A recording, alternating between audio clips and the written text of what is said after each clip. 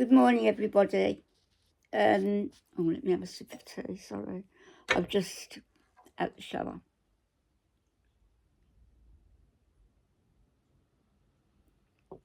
Harriet's on a perch, I think. Yeah, can you see her? She's up there anyway. Didn't eat a breakfast this morning. Now, there's a couple of videos I want to do, and one is concerning, I watched a video this morning of somebody who was hoarding cats. And hoarding any animals, I mean, it pulls my soul apart to see stuff like that. Now, all of my family have been involved in some way or other of helping animals, not only by confronting people who were engaged with dog fighting, but rescue animals. You know, all my kids' cats are, 3 of them are rescue cats. 2 of them now, one passed away at the age of 21. My son's greyhound is a rescue greyhound. So they've all got rescue animals. So they all donate to a local animal shelter where we actually know the person who's running it. So, you know, there's no problem there of funds being misappropriated in any way. So when I see abuse of animals of any kind, it gnaws at me, it angers me. And as some of you know, I was my younger days, heavily involved with animal liberation, and for many years.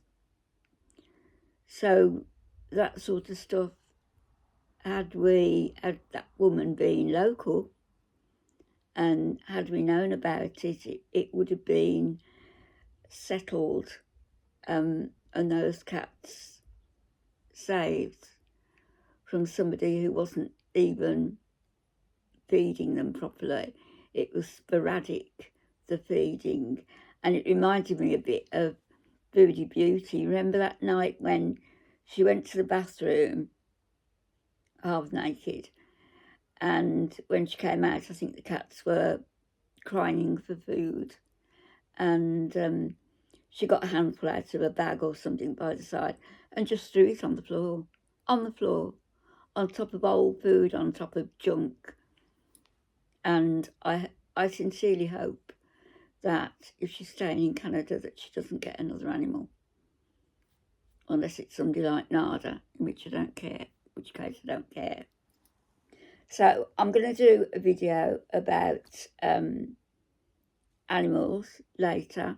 Oh, and I understand somebody who is becoming quite famous on YouTube punched her cats. That'll be addressed as well. So anyway, Harriet, your fur. Oh, I have been going through loads and loads and loads of paperwork. All this was given to me when Alf and I went to Ireland. We went on the ferry. I went in the car, went on the ferry to Dunleary, and then we drove everywhere. Dublin, and we went to the Ring of Kerry. We went everywhere. We went to see my aunt, the last remaining aunt, my dad's sister. We went to see her in Dublin, Auntie Nelly, and she was lovely. And she had some tales to tell. You know, she was in her 80s, probably about 84, 85. But she was quite bright, you know, quite lively, and had quite a few tales to tell. and she looked at me when we knocked the door. She didn't know we were going. And bear in mind, this was when 80s, 90s, early 90s. And didn't know that we were going to see her. And we knocked the door and she just looked at Al and then looked at me. And I went to speak and she said, "Don't tell me, you're Charlie's girl." We'd never met before. So she knew I was her niece and that Charlie, was my dad. Anyway, she was absolutely joyful. And because Dad died in England, and I don't know whether Auntie Nelly went to the funeral. My mum wouldn't even tell me about it. I was 10 when he died. It's a long story there. Anyhow, so I didn't know also that I had 2 brothers and a sister all living in Dublin. Both brothers were retired. No, all of them were older than me. All of my mum's kids, the 3 of my dad's from a previous marriage. So they're all older than me. Oh no, I've got 1 younger brother from my mum's side. He's 7 years younger than me. All the others are a lot older, And anyway, she said, "You're Charlie's girl." So we went in and we were talking, and she was asking about my dad, and there wasn't very much I could tell her. My mum, after she got remarried when I was 6, 7, after that, the contact with my dad stopped. He was made not welcome at the house, told not to come. And the last time I saw my dad, the last time I remember seeing him, was on my 7th birthday. And he came to the school I went through. We used to walk through the park. It was idyllic. I did a video of where we used to live. We used to walk through the park to the school, and if we were early, we'd play on the swings and stuff. And go to school. This one day, I think it must have been a Thursday, towards the end of the week anyway, and it was in May, as I'd been 7 in the September. And it's funny what you remember. And he brought some carnations. That's why I always used to say I love carnations. He brought red and white carnations to go on the altar in the church. And there they were when we did our May Day, the feast day, the procession where we were all dressed in white like little brides. And I've got a picture somewhere. I've got to sort these pictures out. And a picture of me in the back garden wearing this little dress, silk dress, with net over it, like a wedding dress, but it was down to my knees, with little pearl buttons down the front, Peter Pan collar, a veil, a headdress, and then I was in the garden holding my hands like that. But Dad brought those flowers, the red and white carnations, and they went on the altar. I was so proud that they were, that they'd come from me, from Dad. And so that was the last time I saw him, was not on the day of the procession, but on the day he met me from school and had brought flowers and walked me back home. And my teacher, Mrs Cox, C-O-X. She was glamorous. She was lovely. And had her hair in a little short bob like the 20s style. And used to wear these V-neck jumpers, slim V-neck jumpers, and she was very slim. But, you know, petite. She was lovely and with a personality to match. And she walked up from school with us and up the long road. Normally, Dad and I would have gone through the park, but because we were with her, we stayed with her, we walked on the road, turned onto a place called Shoal Green Lane, which is a place, there's a house there where a lot of the stars used to stay, the rock stars and people like Cliff Richard, you know. It was called the Liveseys, Liveseey. And when they used to come to Birmingham to do their concerts, a lot of them used to stay there. And it was just at the top of our road, great big house on the corner. And nobody bothered them. But we walked up from school, walked up Court Road, past the police station, past the park, turned left, came to the hospital, came to the 24 bus stop, which was where Miss Cox, she was single, had to wait for the bus. Anyway, she and Dad got on like a house on fire, and they were nattering away, and they didn't ignore me, they included me. And she was waiting for the bus. Anyway, Dad walked me home and got to the house, and he said, I normally went in the back door, but Mum always used to leave the big front door open and the middle door shut, but not locked.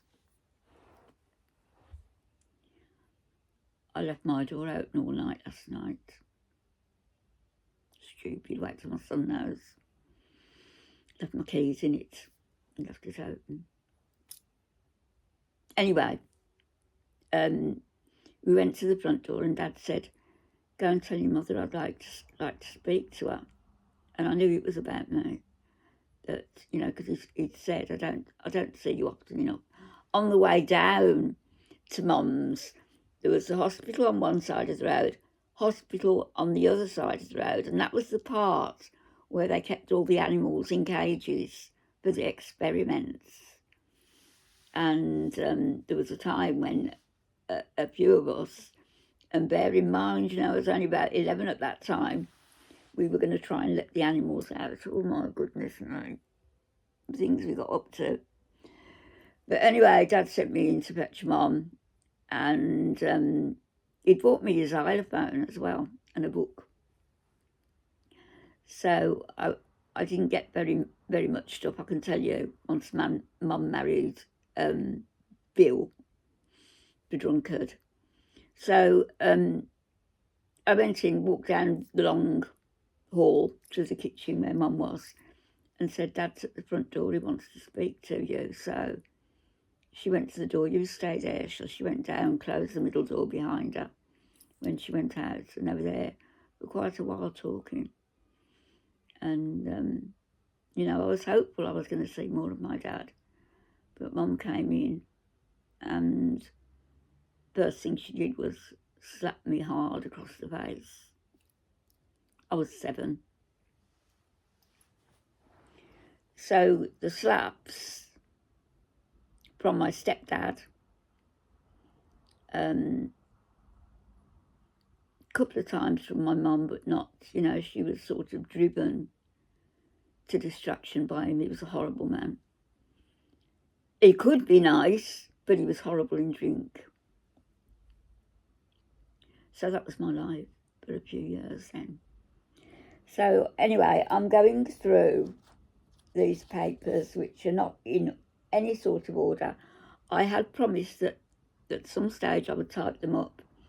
I looked at them years ago and there was no way, because the pages aren't numbered. None of them are numbered. Some of them are in a type. Some of them are in this cursive writing. There's just all sorts here. And then as I say, they're not numbered, and so I'm having to go through the pages and see which page should come before the next. It's very difficult. But I've got this part here, which is concerning my mum. So, Katie Crowe, who was my grandmother, married John Patrick Rooney, who was my grandfather, and lived in Birmingham, England. She had 6 children, and the children were Jack and did I ever meet Uncle Jack? I can't remember. I think I did, yes, he was a small, thin man. Jack, John Patrick, always called Jerry, lived in Dorset, England. Now, John Patrick, or Jerry Crowe, was involved in the black market with my dad. There's a story there of why there was a split in the family. Uncle Jerry went to jail, I believe. Auntie Wynne sold up, moved down to Muddyford in Dorset, near Christchurch. And they never spoke to my mum again. Something to do with all the black market stuff, I don't know. Joseph, Uncle Joe, he was a lovely, lovely man. He had 2 daughters, Moira and Patricia. And what was awful was my mum always used to say, they're good girls. You're no good. This was after she married my stepdad. They're good girls. You're not. Who tells an 8, 7, 8, 9-year-old that? And my confirmation dress, which was similar to the dress I'd worn for the amazing, that was pearls and net as well. And my veil, she loaned it to Moira, who's a little bit younger than me, and I said I wanted it back because it had been bought for me by my Uncle Joe. No, by my brother Joe, sorry. And I never got it back, ever. It's one of the things that stick with you. So Uncle Joe, Uncle Frank. Uncle Frank was, I loved him. He was a small man, very gently spoken, and he was just lovely. And when his wife was ill, I went to try and help out at the house and everything. And we got to know each other quite well. When my mum died, he came to the wake, which was at my house with, Alf and I did it, and my brother. And he came there, and I remember walking with him up to the car when he was leaving and just holding his hand. Anyway, that was Uncle Frank. And then there was Winifred, who was my mother's youngest sister. Winifred should have come last, actually, because she was the last child. Winifred, and there's some mystery regarding her death. We were told she'd been knocked down by a bus and she'd managed to get home, but was found dead in her bed the next morning at the age of 26, I think, and left 2 young children. Winifred is the one I'm named for. Mum was going to call me Winifred, until the nurse said you can't call a child that. And Mum asked the nurse's name, which was Anne. So I was called Anne Winifred. And Winifred is a big family name. I didn't know. And then Kathleen, who was my mum. So Katie Crowe, who was my grandmother, she died in Birmingham in December 1956. And what I remember of that day, I would have been 7. I would have been 7 in the September. as she died in the December. And I remember my mum getting ready. I didn't know they were going to a funeral, but they were dressed in black. My mum all dressed in black with a black coat with like all very smart. My mum was very smart when she dressed up. And block-heeled shoes, all polished, and a polished bag, patent bag and everything. So I knew they were going somewhere special. And our eldest sister went with her. So my eldest sister would have been about 18 years older than me. So she'd have been in her mid-20s. And they were both dressed in black, both had hats on, both smart. And off they were going. And I found out later that was to my grandmother's funeral. And I cried and I cried. And my mum, again, whack. And then went to give me another one and my sister stopped her. So I guess I was a bit of a titty baby. So anyway, that's a bit of family history for you. And I'll give you a little bit more. We are at some stage, and they've got it here, our bloodline, which goes back right to the last King of Leinster. So it's a royal bloodline right the way down from Mum to me, as well as the osteoporosis. I'd rather just have had the bloodline. I'll be back later with a couple of videos and when my hair's dry and I've eaten and everything. Speak to you later.